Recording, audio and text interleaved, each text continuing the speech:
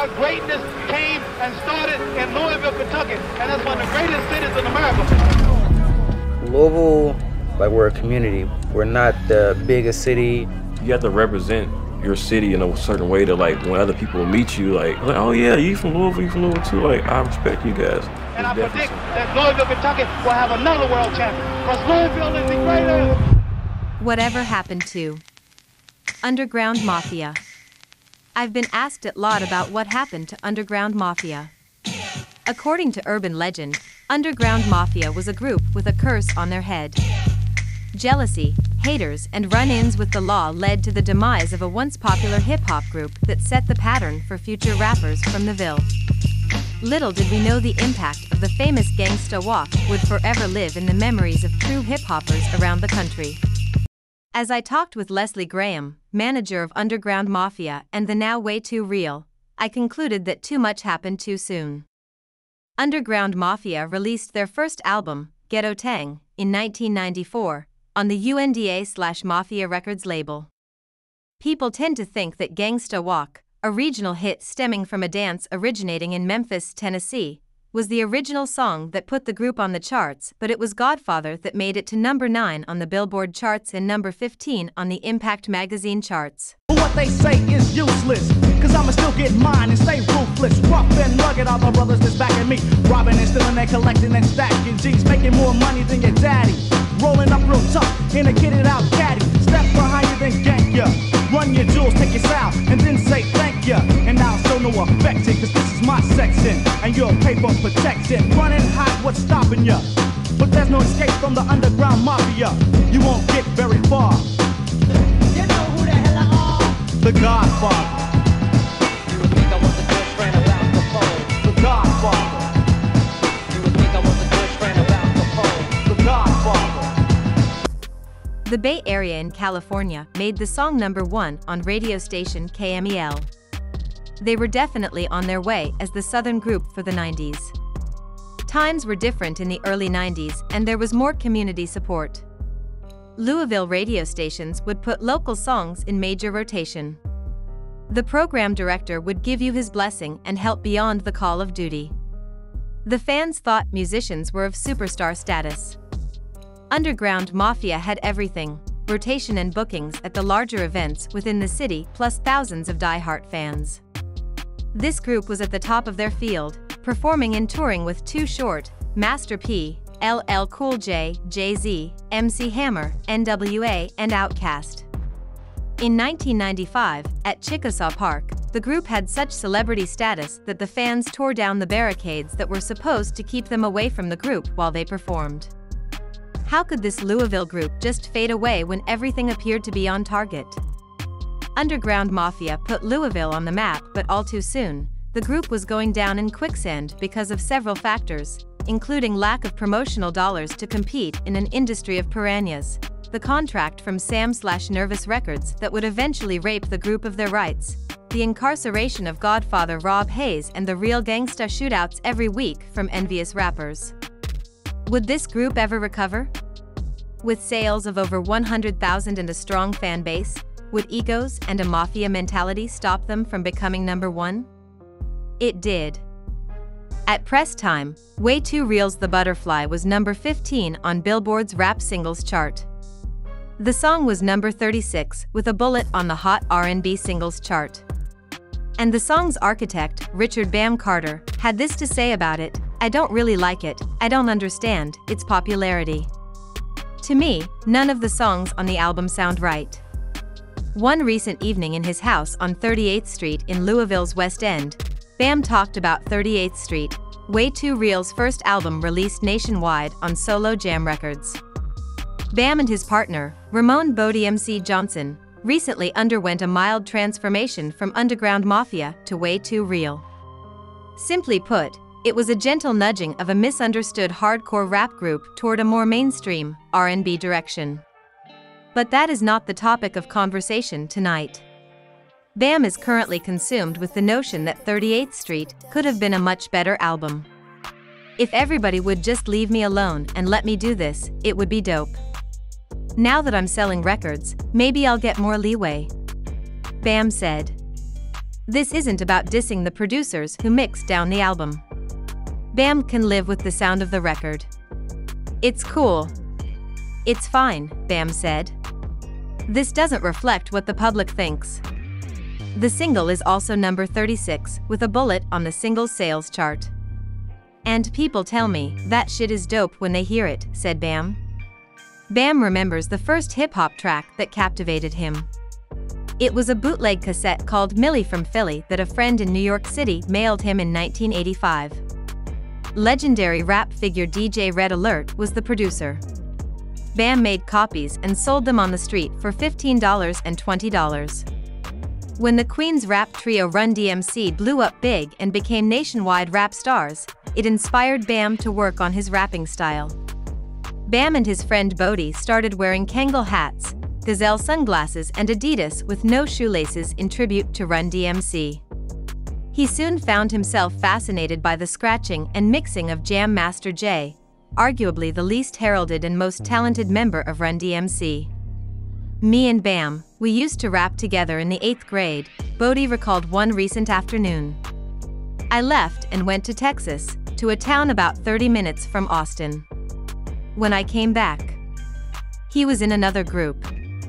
I was just waiting for my turn. When they split up, I joined. The group was called Underground Mafia, and me and him just came in and took over. By 1989, Bam had switched over completely to DJing and producing. He gained a name in Louisville for his DJing abilities, and for playing on the Fairdale High School football team. To this day, remarks Bodie somewhat truthfully, Bam remains the better known of the duo. Bam's higher profile will be perpetuated by the title of Way Too Real's debut album. His house sits at the corner of 38th Street and River Park Drive. Bodie lives 2 blocks farther down River Park. Bam's style is clearly influenced by Public Enemy's production team, called the Bomb Squad. He produces a veritable wall of sound, using sound effects to heighten a feeling of suspense, but always respecting the groove. But while the Bomb Squad is decidedly East Coast, Bam favors a slower, head-bobbing beat. In the last couple of years, Bam has begun to rap again. On 38th Street, he is the primary rapper on 2 cuts. Bodie's rapping delivery style has been compared to Ice Cube's that doesn't go over real well with either of the pair. So we asked Bam who he thought Bodie sounded like. Pause. Ice Cube. But I don't think he tries to. It's just the way his voice is. I think their personalities are the same. I think Bodie came from the same kind of background as Ice Cube. In Underground Mafia's beginning, Leslie Kaka Graham was the rapper and they were as dirty as 2 Live Crew, but I can't rap, said Graham, who now serves as the group's road manager. Bodie took over the rapper's spot, and in August of 1991, he found himself in the studio for the first time, recording a rap with Underground called Gangsta Walk, a light overview of one day in the life of a successful Louisville rapper. Gangsta Walk spawned a dance to go with it. MC Hammer allegedly appropriated the steps for a hit single a year later. A rough mix of the deeply grooved song caught the ears of some investors, and Underground Mafia found themselves aligned with an opportunistic management team. Gangsta Walk was remixed for release as a single, backed with an other popular underground song, Godfather. The single sold over 7,000 copies in Louisville, and later became popular in the Oakland, California, area and elsewhere. Bodie cringes a bit when Gangsta Walk is mentioned. Gangsta Walk was a little chopped up, he said. I wrote the song the day before we went into the studio. I never liked it. But if it weren't for that song, I wouldn't be sitting right here right now. National record companies took notice. A little too hastily, Underground Mafia inked a deal with Sam's Records, the label affiliated with Sam Goody's record stores. Aside from some plum gigs opening shows for Ice Cube and Too Short in the region, Sam's didn't push the act. The Underground Mafia started to fall off. Additionally, Underground Mafia's image was causing them trouble. They were living by the gangsta sword, and they were in danger of dying by the gangsta sword. Bam found himself dodging bullets at a party. Someone poured gasoline on their Mercedes-Benz and burnt the car on Algonquin Parkway. The press picked at them, accusing the group of glamorizing a life of crime. When we were Underground Mafia, we were a wild, stupid-ass group, said Bam. At the heart of the problem was the question of where fiction ended and reality began. They weren't dealing dope or killing people, they were just living in a part of the city where half the young adult males were doing it.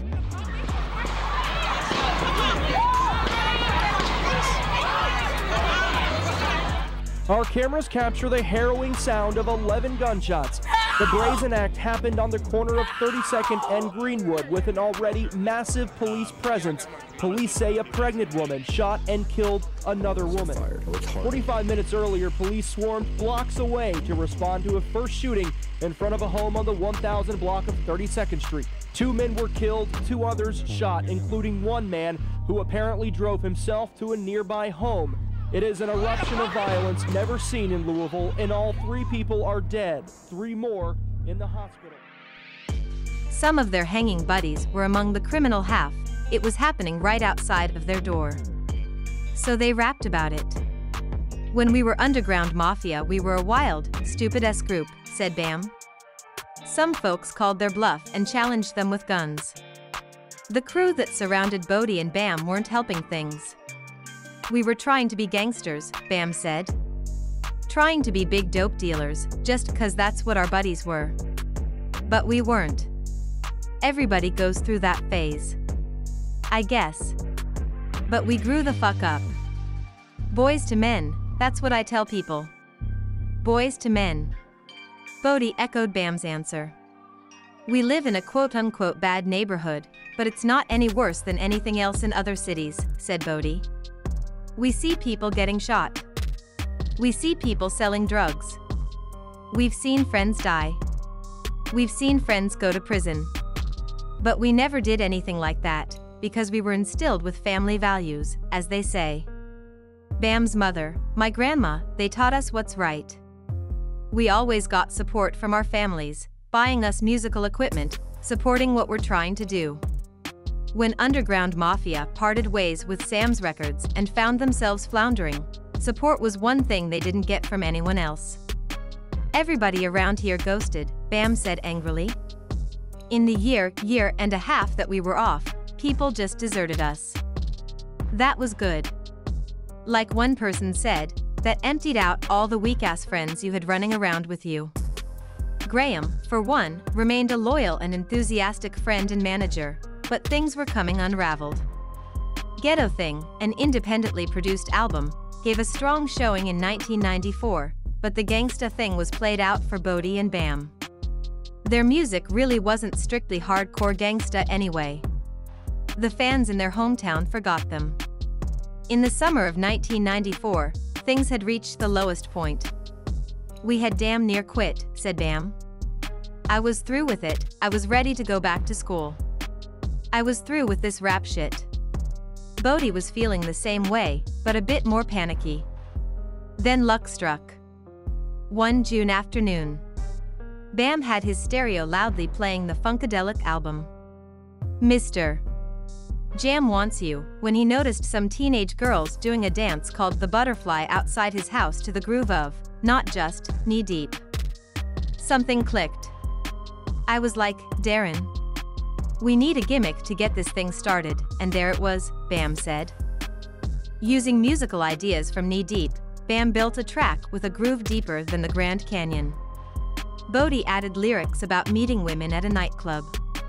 The resulting song, The Butterfly, was light, infectious, and ultimately danceable. In August, a copy of the song made its way down to Lintersound Records, an Atlanta label known for its country and jazz compilation albums. They were setting up a subsidiary to sell hip-hop records, and they were looking for a flagship group. The Butterfly clicked with Intersound, and Underground Mafia began lengthy, careful negotiations with the label. Bodie and Bam were impressed with the way Solo Jam treated them. With Sam's we had to spend our own money, Bam said. Solo fed us, gave us a wardrobe budget for the pictures. They showed us their studio. They treated us real nice. They signed with Solo Jam, then the work started. First, there was the matter of the name. Underground Mafia didn't fit this duo anymore. Bam came up with Way Too Real, which reflected their more honest approach. I named the group Way Too Real because we are going to be ourselves from now on, Bam said. Just being real. But the hardcore edge of Bodie and Bam wasn't just a style they hung on Underground Mafia. It reflects their neighborhood. Way Too Real is now a profanity-free, hard-hitting group with lyrics that still reflect ghetto life. That doesn't mean Bam and Bodie don't fight against the thug life movement. I'm stuck in the asphalt fucking jungle and I can't cope. Bam bellowed, echoing a Way Too Real song. These people round here, that's all they want to hear us rap about is dope and killing people. But we don't want to rap gangsta all the time. We want to rap about having a good time and partying. Said Bodie. If I'd killed somebody, I'd be in jail somewhere. People want reality, and the reality they want to hear about is what they do every day, for real. Party music, that's where rap is going to. Going to clubs and talking to women. Going to look at girls. At Joe's, Palm Room, tailor-made, occasionally at Willie's, 537 Lounge. After some pre-production here in Louisville, Bodie and Bam traveled down to Atlanta, heralded as the new Motown of the South, to Digital Edge Studio to record their first nationwide CD release. They only had 2 weeks to record. Bam had seen his production tapes surrender to the cold precision of an ADOT machine. I love analog, says Bam. Despite the 90-degree weather in Atlanta, Bodie and Bam pulled on flannel coats and long pants for their photo shoot. A February release couldn't have people wearing shorts on the cover. It was a rushed job, performed under adverse conditions. In a decidedly unglamorous fashion, Bam and Bodie were home just hours after the recording session, back at their regular jobs. Bam returned to work at J.D.'s Custom Cabinets. Bodie got a job cleaning office buildings. Then they waited. 6 months later, the advance Way Too Real single, The Butterfly, is storming the charts. Most musicians don't get a shot at stardom, Bodie and Bam got two. The first time around, mismanagement and a lack of experience did them in. We should have gotten rich off that single Gangsta Walk, said Bam, a wise rap veteran at age 22. We didn't see that money. People now say, how come you don't trust anybody? I just don't. And I think that we'll get along better that way. Right now, life for Bam and Bodie is decidedly up and down. 2 weeks ago, Bodie and Bam found themselves in Atlanta performing promotional duties at Hotlanta Music, a record store. Kids were screaming, Way Too Real's music was blaring, and Bodie and Bam were signing autographs. I turned to Bodie and I said, damn, Bodie, we're rap stars again. Bam recalled. And he said, we sure as hell are. Then they came home to Louisville. No screaming crowds. No autographs. I was all depressed, Bam said. I didn't want to be here. We get no props in our hometown. I'd get up and look out the door and say fuck it, and go lay down. Just sleep. Feeling a bit unappreciated in Louisville. DJ Bam and Bodie MC later passed away, a few years apart from each other. Details are unknown. R.I.P. to these Louisville rap legends, Bodie MC and DJ Bam. Gangsta Walking in Paradise. These guys paved the way for artists you hear about today, such as ESTG, Jack Harlow, Static Major, Nappy Roots, 2K Baby, and many more. Halfway drunk, and my head's feeling naughty. Rhymes and rhythms running in the mind, so we pile in the car because it's almost time. Start up the vehicle and broom, pop in a tank with plenty of boom. Pull up and park the car, step out, and they treat us like stars. Now as the spectators all staring hawk, we step through the crowd with the gangsta walk. Walking in my big black boots. Walking in my big black boots. Walking in my big black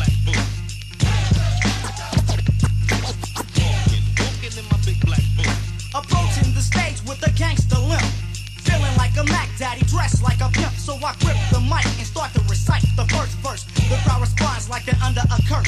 Dancing and jumping,